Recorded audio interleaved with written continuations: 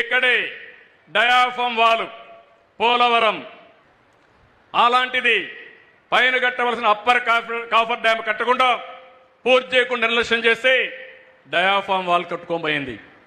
అది కూడా నా వల్ల పోయిందని 5 ఏళ్లు కట్టకుండా వదిలిపెడితే దాన్ని రెక్టిఫై చేసి ఇప్పుడు కట్టుకునే పరిస్థితికి వస్తున్నాం.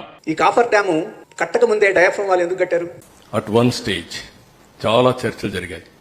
అసలు కాఫర్ డ్యామ్ అవసరమా లేదా, కాఫర్ డ్యామ్ లేకుండా ప్రాజెక్టు కట్టగలుగుతామా అని కూడా చర్చలు జరిగాయి. పైన కట్టవలసిన అప్పర్ కాఫర్ డ్యామ్ కట్టకుండా పూర్తి చేయకుండా నిర్లక్ష్యం చేసి డయాఫామ్ వాల్ కట్టుకోబోయింది. అది కూడా నా వల్ల పోయిందని. ఇది ఎవరిది? 2017లో కాఫర్ డ్యాము ప్రారంభమైంది. చంద్రబాబు నాయుడు 2019 దాకా ముఖ్యమంత్రిగా ఉన్నాడు.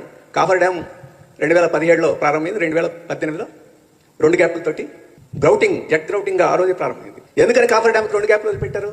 కాఫర్ డ్యామ్ కట్టకముందే డయాఫ్రామ్ వాళ్ళు కట్టారు కాబట్టి, మన కాఫర్ డ్యామ్ పూర్తి చేస్తే గిరిజనులు మునిగిపోతారు కాబట్టి, గిరిజనులు మునక్కుండా 2 మార్గాలు. ఒకటి వాళ్ళకి నష్టపరిహారం ఇచ్చి పైకి పంపించడం, నష్టపరిహారం ఇవ్వడానికి సిద్ధం కాదు, అందుకని గ్యాప్లు పెట్టేశారు.